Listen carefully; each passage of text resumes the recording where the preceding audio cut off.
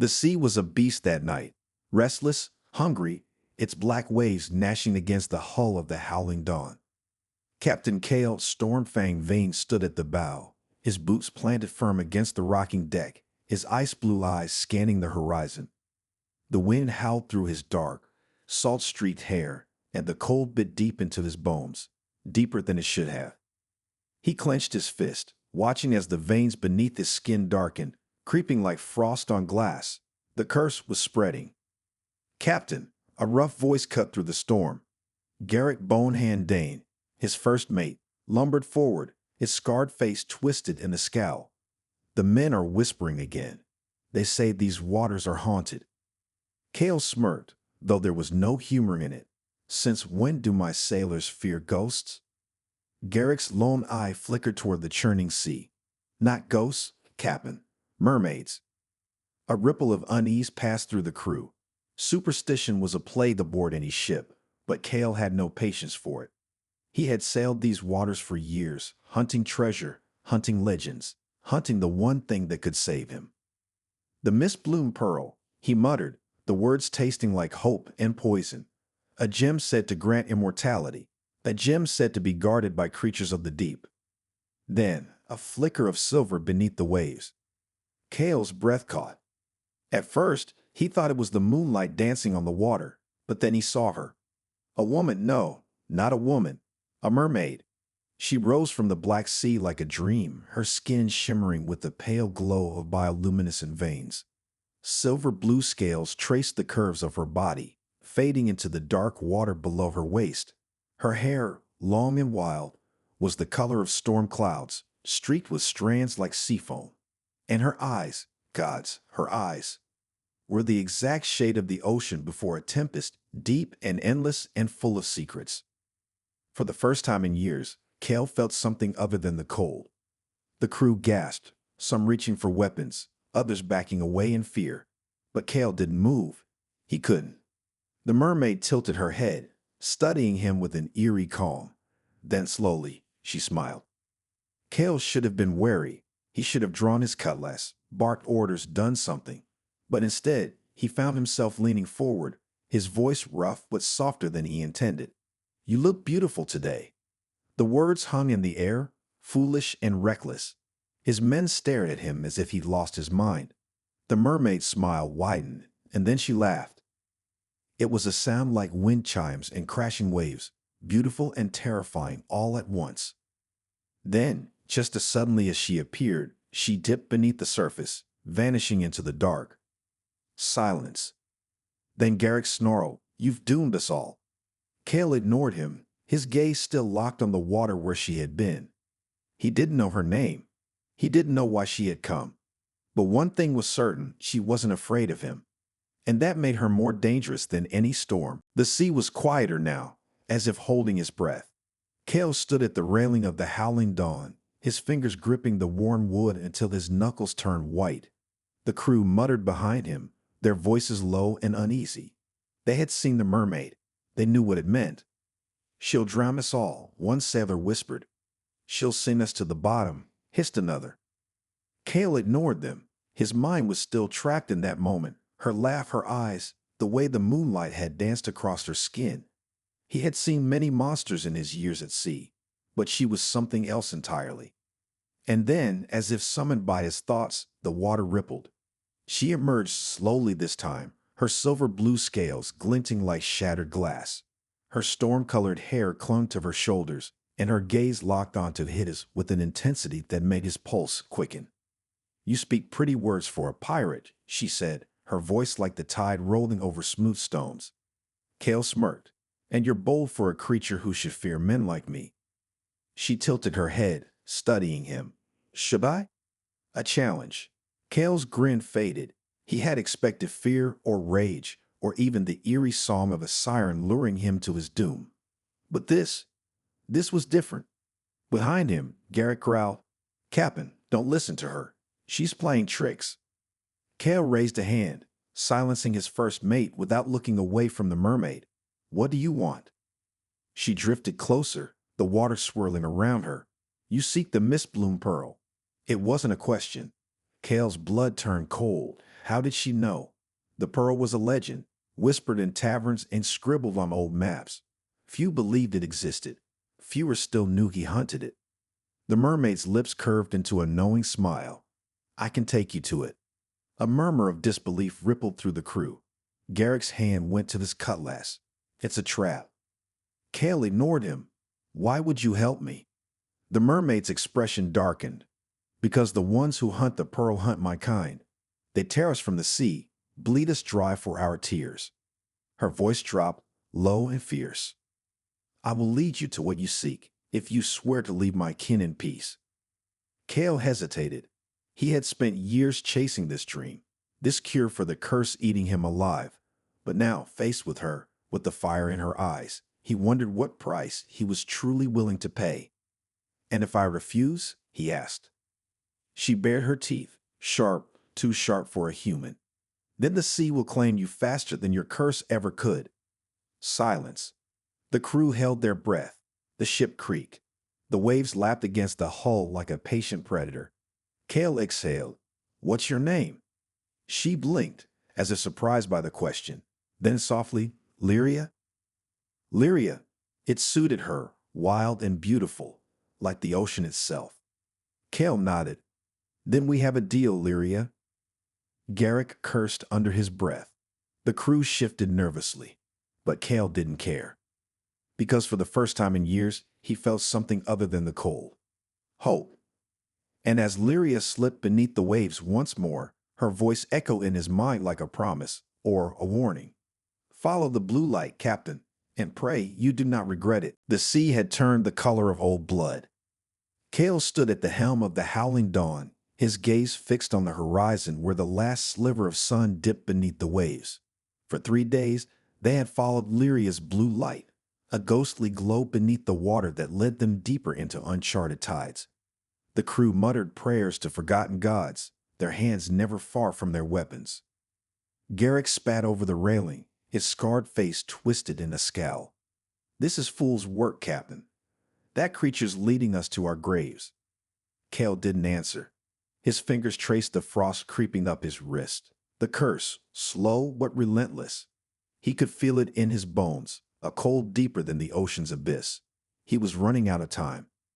Then, as if summoned by his thoughts, the water ahead shimmered. Lyria surfaced, her silver hair slicked back, her storm-gray eyes gleaming. There, she pointed to a jagged silhouette rising from the mist, the Isle of Drowned Lovers. The island was a graveyard. Bleached skeletons littered the shore, half buried in black sand. Some still clung to each other, their bony fingers intertwined. Others lay broken, their skulls cracked open by time or violence. The air smelled of salt and something darker, rotten promises. Cale stepped onto the sand, his boots sinking slightly. Lyria watched from the shallows, her tail flicking nervously.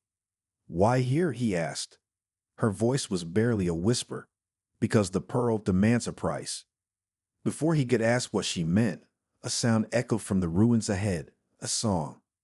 It was beautiful, haunting, the kind of melody that slipped into a man's veins and made him forget his own name. The crew staggered, their eyes glazing over. One sailor dropped his sword and walked toward the water like a man in a dream. Cover your ears. Cale roared, but it was too late. 2 more men were already knee-deep in the waves, their faces blank with bliss. Lyria's tail lashed the water. The siren's call. It's not me. It's the island. Cale drew his cutlass and charged toward the ruins, following the song's source. The skeletons crunched underfoot, their hollow eyes seeming to watch him. Then he saw her. A second mermaid, older, her scales dulled to a murky green, her hair tangled with seaweed. She lounged on a throne of coral and bone, her lips parted in that terrible, beautiful song. The Guardian. Cale gritted his teeth and slashed his blade through the air. Silence. The song stopped. The ancient mermaid tilted her head, her black eyes narrowing. You are not like the others, she rasped. You resist. Cale's breath came hard. Where's the pearl? The Guardian laughed, a sound like drowning. You already know, pirate. It beats in her chest. Cale froze. Slowly, he turned to look at Lyria. who had dragged herself onto the sand behind him. Her face was pale, her hands pressed over her heart. "You didn't tell him," the guardian crooned. "How precious." Lyria's voice trembled. "The mist bloom pearl is my heart. To take it is to kill me." The world seemed to tilt. Kale stared at her, the truth crashing over him like a wave. This was the bargain. This was why she had brought him here, not to save him, but to force him to choose. His life or hers. Behind him, Garrick emerged from the trees, his sword drawn. "Then we take it," he snarled, "and be done with this cursed place." Lyria's eyes met Kale's, full of something he couldn't name: trust, sorrow. The guardian smiled, baring needle-thin teeth. "Choose wisely, pirate, the sea remembers."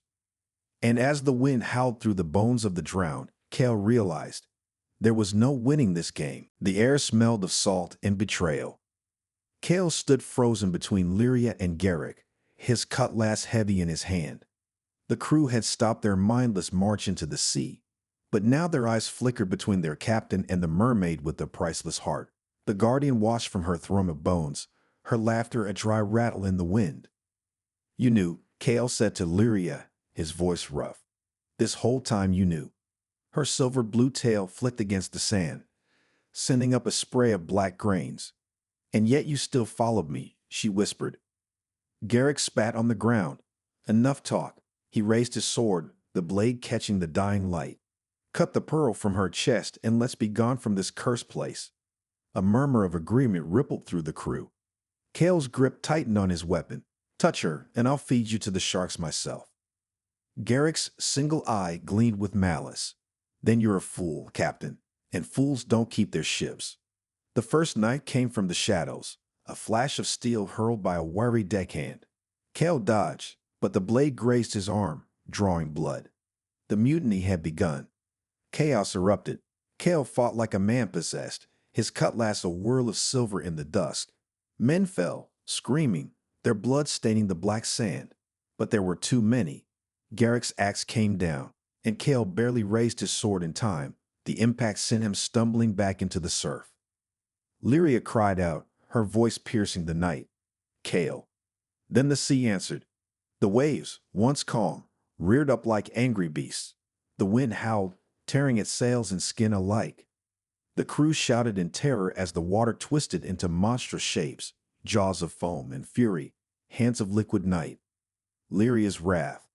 Garrick roared, charging at Kale through the spray. "This is your doing." Their blades clashed, once, twice. A colossal wave smashed into them, tearing them apart. Kale was thrown like driftwood, salt water filling his lungs. The world turned black. The grotto. When he woke, it was to the sound of singing. Soft, sad, beautiful. Kale gasped, rolling onto the side, coughing up seawater. His clothes were soaked, his muscles screaming, but the cold was gone. No ice in his veins, no frost creeping under his skin. He looked up. Lyria hovered over him in a hidden grotto, its walls glowing with bioluminescent algae. Her hands were pressed at his chest, her eyes shut tight as she sang. With every note, warmth spread through him, but her skin grew paler, her scales duller. Kale grabbed her wrists. "Stop. You're killing yourself." Her eyes fluttered open, storm gray, exhausted. "I couldn't let you die," she breathed. And then she collapsed into his arms. Kale held her, his heart pounding in a way that had nothing to do with battle. Her tail flickered weakly, the light in her veins fading. She had saved him. But at what cost? The grotto was silent except for the slow drip of water echoing off the walls. Kale cradled Lyria in his arms, her body limp, her silver blue scales dimmed like moonlight behind clouds. Her breath came in shallow rasps, her gills fluttering weakly.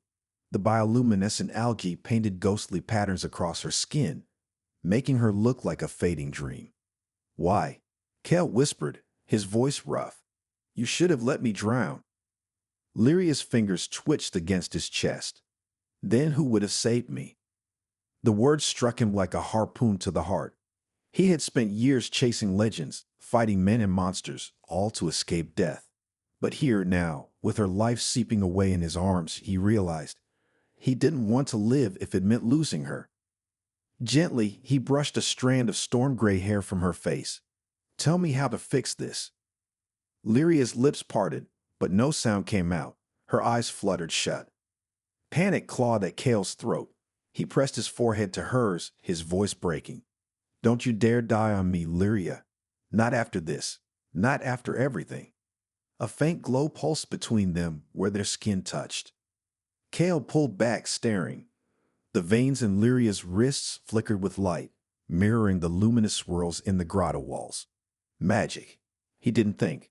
Didn't hesitate. He kissed her. It was soft at first, just a brush of lips, a question. Then Lyria gasped against his mouth, her hands flying up to clutch his shoulders. The moment their lips met fully, the grotto exploded in light. Blue fire raced across the water, up the walls, swirling around them like a living storm. Kale felt it in his bones, a pull, a connection, something ancient and wild snapping into place. Lyria's tail thrashed, her back arching as the glow engulfed her. Scales shimmered brighter, her gills flared, and when she opened her eyes, they were no longer storm gray. They were gold. Kale staggered back, breathless. What was that? Lyria touched her lips, her voice trembling. A soul tether, a bond of the moon-born marrow, forbidden between mortal and marrow, because it demands a price. Kale's blood ran cold. What price? Before she could answer, the grotto trembled. Water sloshed violently, and from the depths beyond, a low, monstrous growl reverberated through the stone. Lyria's golden eyes widened in horror, more vain. The name alone made the algae dim. The sea witch was coming. The water turned black. Kale and Lyria burst from the grotto into open ocean, the once calm waves now churning like a beast waking from slumber. Above them, the sky cracked with thunder, clouds twisting into the shape of a skeletal hand. She's here. Lyria gasped, her golden eyes wide with fear. A sound unlike anything Kale had ever heard rolled through the depths, a scream that was half woman, half storm. The water ahead darkened further, swirling into a vortex. From its depths rose a figure draped in rotting kelp, her skin the pale green of a drowned corpse, her hair a living nest of eels. More vain. The sea witch's lips split into a grin, revealing needle-thin teeth. Little Lyria, she crooned, her voice like waves dragging across broken glass. You foolish, foolish child. Lyria's tail lashed the water, her scales flaring silver blue in defiance. He is mine to protect. Morvain, you will not touch him. Morvain threw back her head and laughed, the sound making Kale's bones vibrate. Your protection is what doomed him. She flicked a skeletal hand and the ocean obeyed. A wall of water slammed into Kale, throwing him backward like a doll. Lyria shot after him, but Morvain was faster. The witch's eagle hair lashed out, wrapping around Lyria's wrists and throat, dragging her close. Did you think I wouldn't feel it?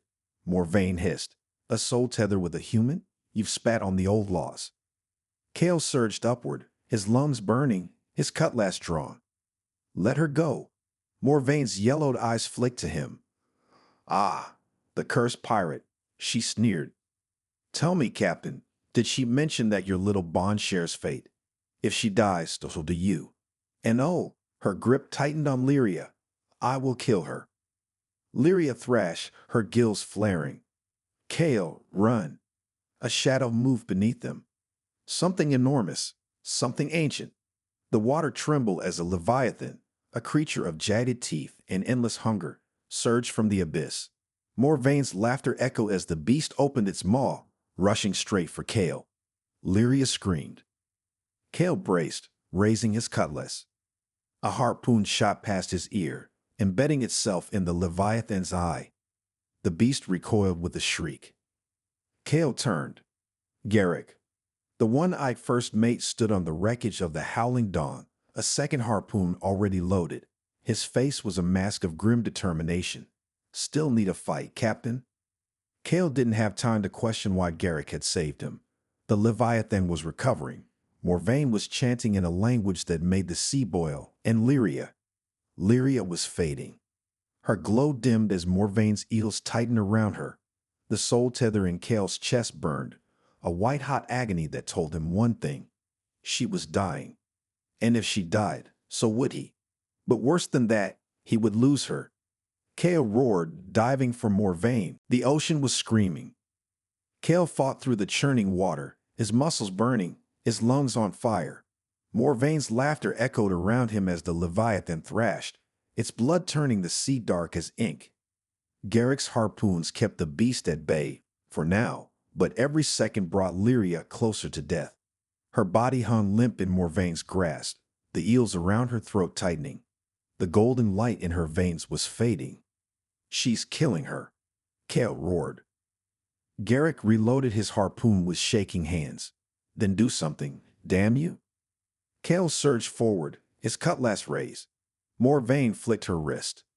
A wall of water hit him like a cannon blast, sending him spinning into the abyss. Salt stung his eyes as he tumbled, the pressure crushing his ribs. He could feel it. The soul tether between him and Lyria stretching thin, a thread about to snap. She was slipping away, and with her, his own heartbeat faltered. Somewhere above, Garrick bellowed a war cry. Another harpoon struck true, this time in Morvaine's shoulder. The witch shrieked, her concentration breaking for one precious second. It was enough. Lyria's eyes flew open, golden and burning. With a sound like breaking waves, she tore free from Morvaine's grasp. The eels snapped like rotten rope. The sea itself seemed to recoil as Lyria's glow returned, brighter than ever, her scales shining like polished armor. Enough. Her voice was not her own. It was the voice of the ocean, ancient and terrible. Morvaine's smirk faltered. You cannot defy me, child. I am. Lyria moved. Faster than a striking shark, she was upon the witch, her hands closing around Morvaine's throat. You are nothing, Lyria hissed. Just a shadow the sea forgot to drown. Blue fire erupted from Lyria's palms, racing over Morvaine's decaying flesh. The witch screamed, a real scream now, full of fear, as her body began to dissolve into foam and kelp. But the victory came at a cost. Lyria's glow flickered wildly. She turned to Kale, her golden eyes wide with pain. The bond. It's too much. I can't. She gasped as the Leviathan, wounded but not dead, surged up beneath them. Its maw opened wide enough to swallow ships. Kale didn't think. He threw himself between Lyria and the beast, his cutlass raised in a final, desperate strike. A hand yanked him back. Garrick hauled him onto a floating piece of wreckage just as the Leviathan's jaws snapped shut on empty water. The beast roared in frustration before turning its attention to the disintegrating Morvaine, easier prey. Lyria wasn't moving. She floated motionless in the water, her glow fading fast. Kale scrambled to the edge of the wreckage, reaching for her. Lyria, hold on. Her fingers brushed his, weak, so weak. Take it, she whispered. Before he could ask what she meant, Lyria pressed her hand to his chest. A searing pain lanced through him, then warmth, so much warmth. The mist-bloom pearl materialized in his palm, pulsing with soft blue light. Her heart. No. Kale tried to push it back, but the moment the pearl left her grasp, Lyria's body went still, her golden eyes dimmed to gray. The soul tether snapped. And Kale. Kale screamed. The sea was calm now. Too calm. Kale knelt on the black sand shore, Lyria's lifeless body cradled in his arms. The mist-bloom pearl, her heart, pulsed faintly in his palm, its light flickering like a dying star. Around him, the wreckage of the howling dawn littered the beach, and Garrick stood silent nearby, his one eye fixed on the horizon. It didn't have to be this way, Garrick muttered. Kale didn't answer. He couldn't. His throat was raw from screaming, his chest hollow where the soul tether had once burned. He pressed his forehead to Lyria's, her skin already cooling, her storm-gray eyes half-lidded and empty. She was gone. And yet, the pearl in his hand thrummed. A whisper of wind brushed his ear, carrying a voice he knew better than his own. Kale. His head snapped up. The air around him shimmered, the scent of salt and something sweeter, Lyria's scent, filling his lungs. The pearl's glow strengthened, casting blue light across her face, and for a heartbeat, her lips seemed to twitch. Alive. Not alive. Something in between. Garrick took a step back, crossing himself. Sorcery. Kale ignored him. He brought the pearl to his lips, his voice breaking. What do I do? The wind answered. Let me go. The words tore through him. He clutched the pearl tighter. No. You must. The voice was softer now, sadder. Throw the pearl into the sea, Kale. It's the only way. He shook his head violently. I won't lose you. You already have. A wave rolled onto the shore, gentle, almost apologetic. It curled around his boots, then receded, leaving behind a single perfect seashell in the sand. An offering. A goodbye. Kale's hand shook. He looked down at Lyria's face one last time, memorizing the curve of her lips, the way her lashes fanned against her cheeks. Then, with a ragged breath, he pressed a kiss to her forehead. I'll find you, he whispered, in this life or the next. Standing, he walked to the water's edge. The pearl burned in his grip, its light now blinding. He drew back his arm and threw it into the waves. The moment the pearl hit the water, the ocean exploded in light. A pillar of blue fire shot into the sky, illuminating the clouds, the shore, the broken ship, everything. Kale shielded his eyes as the light pulsed once, twice, then vanished. Silence. Then, a single perfect note. A song. Lyria's song. It echoed across the water, wrapping around Kale like an embrace. The waves lapped at his boots, warmer now, alive in a way they hadn't been before. Garrick exhaled sharply. What in the seven hells was that? Kale didn't answer. He didn't need to. Because floating on the tide, just beyond the breakers, was a single silver blue scale. And Kale smiled. Epilogue. Years later, stories spread of an immortal pirate. They called him the Eternal Captain, a ghost of a man who sailed the shattered isles on a ship that shouldn't float, chasing whispers of mermaids. Some said he was cursed. Others claimed he was searching for a way to bring his lost love back. But on quiet nights, when the moon was full and the sea was calm, sailors swore they could hear two voices on the wind, one rough with age, one sweet as the tide, singing the same mournful song. And if you listen closely, you might even hear the words, "You look beautiful today."